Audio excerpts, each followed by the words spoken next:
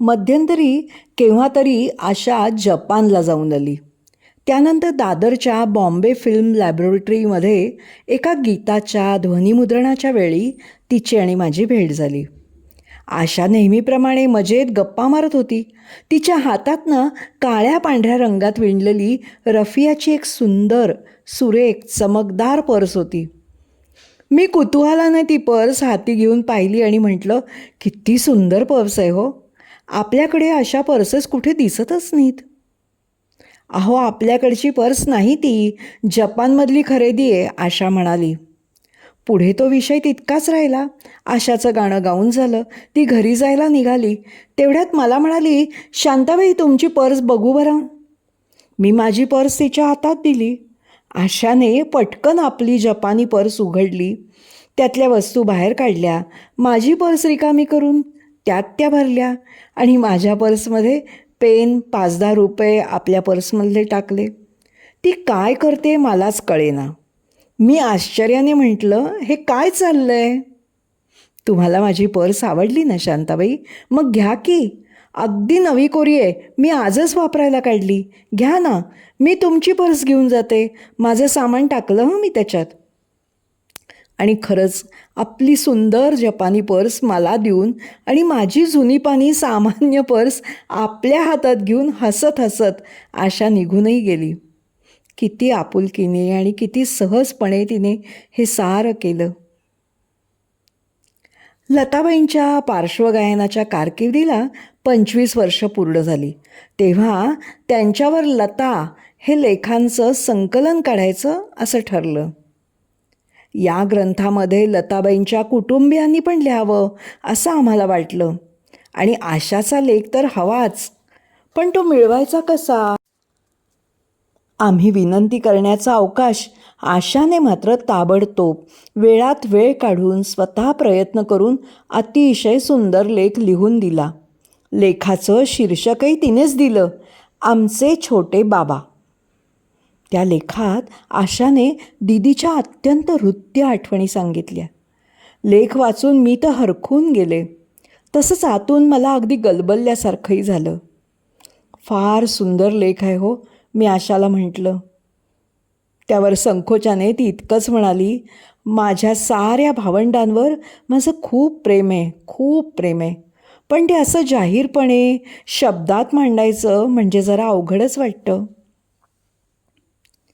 बाळने म्हणजे हृदयनाथांनी आपल्या वडिलांच्या दीनानाथ मंगेशकर यांच्या एका मारवाडी बंदिशीवर माझ्याकडून गाणं लिहून घेतलं. हूँ तो गई हे त्या गीताचे प्रारंभीचे बोल होते.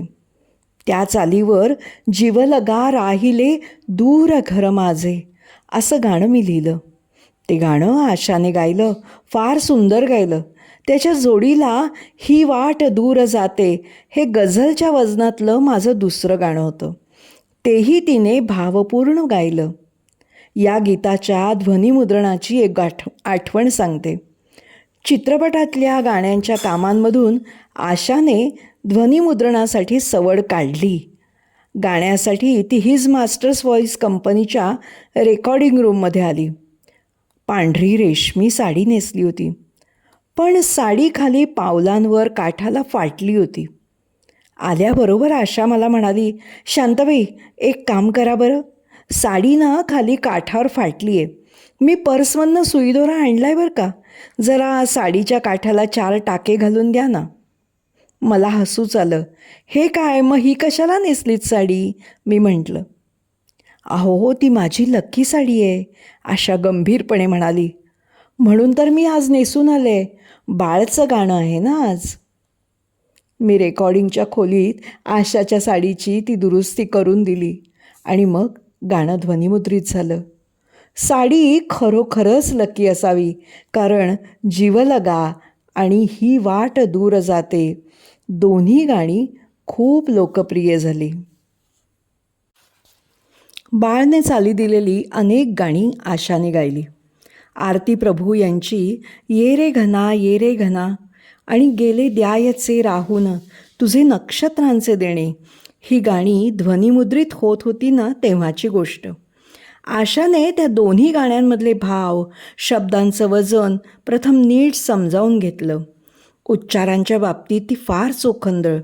विशिष्ट शब्दांच्या उच्चाराबाबत मनात काही शंका असेल तर ती कवीला, संगीत दिग्दर्शकाला मोकळेपणाने विचारते, स्वतःची खात्री करून घेते आणि मग गाते. त्या दिवशीही तिने आरती प्रभूंना, बाळला गीताच्या अर्थाविषयी अनेक प्रश्न विचारले, चर्चा केली. बाळबद्दल आशाला खूप कौतुक आणि अभिमान आहे. धाकटा भाऊ म्हणून आणि वेगळ्या स्वतंत्र पद्धतीची स्वररचना करणारा एक संगीत दिग्दर्शक म्हणूनही. त्याची गाणी गाताना फार काळजी घ्यावी लागते असं ती आवर्जून सांगते. शब्दोच्चारांच्या बाबतीत निर्दोषता संपादन करताना सुधीर फडके यांच्याकडून आपण बरंच काही शिकलो असं ती मोकळेपणाने मान्यही करते. भारतीय विविध भाषांमध्ये शेकडो गीतं आशाने गायली, पण मराठी चित्रपट संगीताला आशाच्या गळ्याने दिलेली जोड, त्यात निर्माण केलेलं सौंदर्य, सामर्थ्य केवळ अपूर्व.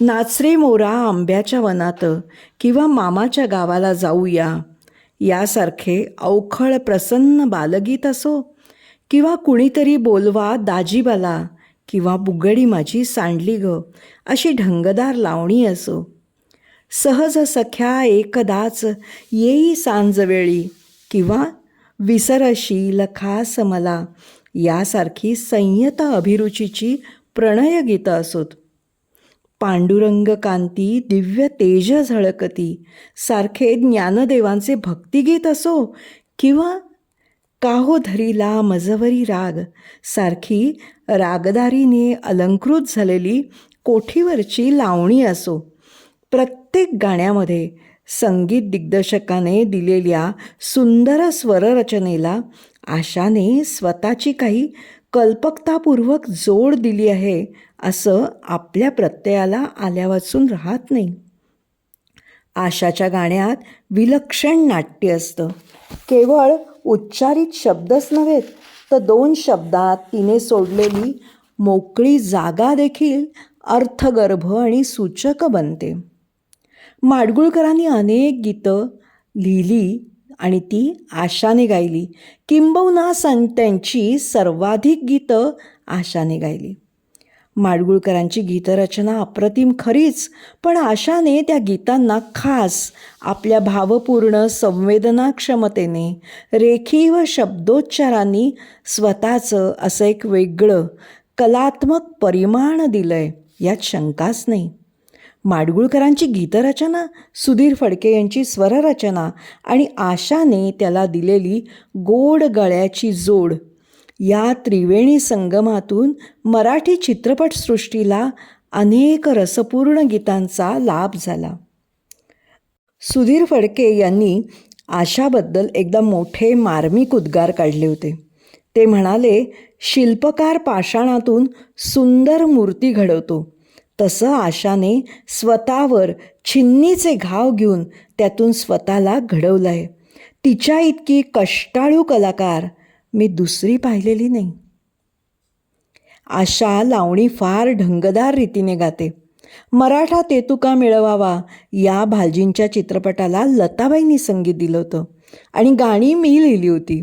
त्यात एक लावणी होती, रेशमाच्या रेघांनी लाल काळ्या धागांनी, कर्नाटकी कशिदा मी काढीला, हात नका लावू माझ्या साडीला.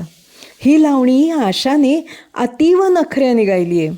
गाणं ध्वनिमुद्रित झाल्यावर त्याबद्दल मी खूप कौतुकाने तिला काही सांगू लागले ना, तेव्हा मिश्किलपणे डोळे मिचकावून आशा मला म्हणाली, अहो मी आणखीसुद्धा नखऱ्याने गायलं असतं, पण दीदीची चाल आहे ना, दीदीची मला भीती वाटते, तिचं गाणं तिच्याच मनासारखं व्हायला हवं. रेशीमगाठी चित्रपटातल्या गाण्यांच्या ध्वनिमुद्रणाच्या वेळी मुंबईला मला आशा भेटली. त्यावेळेला म्हणाली, शांताबाई मी नुकतीच संस्कृत गाणी ध्वनिमुद्रित केली, चांगलीच झाली असणार हो ना, असं मी विचारलं.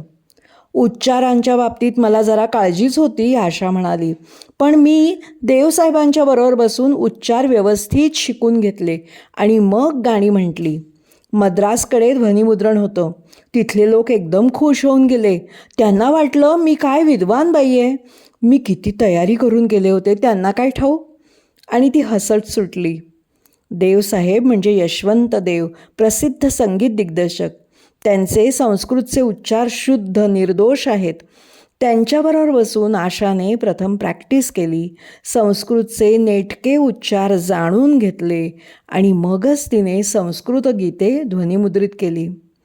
माझ्या मनात आलं की या प्रसंगावरून सुद्धा आशाला ओळखावं. आशा हजरजबाबी आहे, अतिशय विनोदी, थट्टेखोर आहे. तिच्याशी बोलताना तिच्या स्वभावातल्या या छटा नेहमी जाणवतात.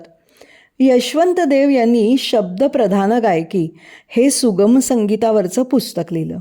त्याचा प्रकाशन समारंभ दादरला झाला. देवांनी हे पुस्तक आशालाच अर्पण केलं होतं आणि त्याचं प्रकाशन आशाच्याच हातून व्हायचं होतं. आशाला वक्तृत्व कलाही साध्य आहे. ती सुरेख बोलते. त्या बोलण्यात जुन्या आठवणी, व्यवसायातले अनुभव, सुधीर फडक्यांसारख्या चोखंदळ संगीत दिग्दर्शकाच्या अतिशुद्ध ब्राह्मणी उच्चारांच्या नकला, समोरच्या प्रेक्षकांशी जवळीक साधत केलेलं हितगुज सर्व काही असतं. प्रकाशनाचं भाषण करताना ती म्हणाली, देवसाहेबांनी मला अनेकदा रिहर्सल दिली आहे. त्यांची गाणी मी गायले आहे, पण अजूनसुद्धा त्यांच्या दृष्टीने मला नीट गाता येत नसावं. शेवटी त्यांनी हे पुस्तक लिहिलं आणि ते पुस्तक मलाच अर्पण केलं. ते वाचून तरी मी नीट गावं असा त्यांचा हेतू असावा. आता मी तसा प्रयत्न करीन बरं. लेखक, कवी यांच्याविषयी आशाला आदरयुक्त आपुलकी वाटते. गोनी दांडेकर यांचे साहित्य वाचून ती प्रभावित झाली. तेव्हा एके दिवशी सरळ दांडेकरांना फोन करून म्हणाली, आप्पा, मी आशा भोसले, मला तुमचं साहित्य फार आवडतं. असं म्हणून तिने त्यांच्याशी स्वतः परिचय करून घेतला. त्यांच्या सर्वच कुटुंबाशी तिचा स्नेह अगदी छान जडला आणि तो वीणाल, मृणाल या पुढल्या तरुण मंडळींपर्यंत तिने अबाधित राखला. स्वयंपाकाची आशाला केवळ फॅशन म्हणून आवड नाही, तर खरोखर मनापासून हौस आहे. चांगले चुंगले पदार्थ स्वतः तयार करावेत, आल्या गेल्यांना पोटभर जेवू घालावं, यात तिला मोठा आनंद वाटतो. लताबाईंबद्दल आशाच्या मनात खूप प्रेम आणि आदर आहे. तसाच एक खोल, झुळझुळता, जिवंत जिव्हाळा आहे. कोल्हापूर विद्यापीठाने लताबाईंना डॉक्टरेट दिली. तेव्हा आशा आपली सर्व कामं बाजूला ठेवून त्या समारंभाला हजर राहिली. इतकंच नाही तर परत मुंबईला आल्यावर तिने डॉक्टर लता मंगेशकर यांच्या गौरवार्थ ताजमध्ये एक जंगी पार्टी दिली. जन्मभर झगडत धडपडत कलेवर आणि जीवनावर प्रेम करत आलेली आशा आता आयुष्याच्या मध्यावर उभी आहे. कुणालाही हेवा वाटेल असं यश तिने संपादन केलं आहे. पण या वैभवापलीकडे एक शांत, व्यक्तिमत्व समृद्ध, चिंतनशील अशी आशाही आहे. आशाच्या कीर्तीचा, पैशाचा, नावाचा झगमगाट बघून दिपणाऱ्या किती जणांनाही त्या पलीकडची आशा जाणवत असेल बरं. आशाच्या किती आठवणी, किती रूपं मनात आज दाटून येत आहेत. सुनेच्या डोहाळ जेवणाचा सोहळा कौतुकाने साजरी करणारी आशा, जाहीर कार्यक्रमात दर गाण्याला नवी झगमगती साडी नेसून येणारी आशा, घरकामात स्वयंपाकात तासनतास घालवणारी आशा, भारत चीन युद्धाच्या वेळी सैनिकांच्या मदतीसाठी आमच्या कॉलेजतर्फे केल्या गेलेल्या फनफेअरसाठी 500-600 रुपयाच्या वस्तू सहज सैनिकांना काढून देणारी आशा, बांद्र्याला आमचा नवा फ्लॅट झाला हे कळताच मीनाताईंच्या जोडीने आपलेही कितीतरी फर्निचर मला आग्रहाने देणारी आशा, अंगात 1-1.5पर्यंत ताप असताना हेमंतने स्वरबद्ध केलेली माझी गाणी गाणारी आशा, गमतीच्या गोष्टी सांगून हसवणारी आशा, माझी थट्टा करत स्वतः खदखदून हसणारी आशा, दीदीच्या कलागुणांबद्दल बोलताना भरून येणारी आशा, आपले निर्व्याज बालपण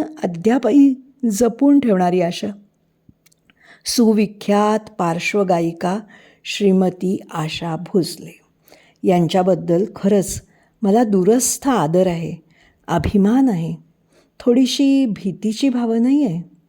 पण गेली अनेक वर्ष मी जिला ओळखते आहे त्या आशा नावाच्या मनस्वी, गुणी आणि प्रेमळ मुलीबद्दल माझ्या मनात अपार प्रेम आहे. नुसते प्रेम आणि पुन्हाही प्रेमच.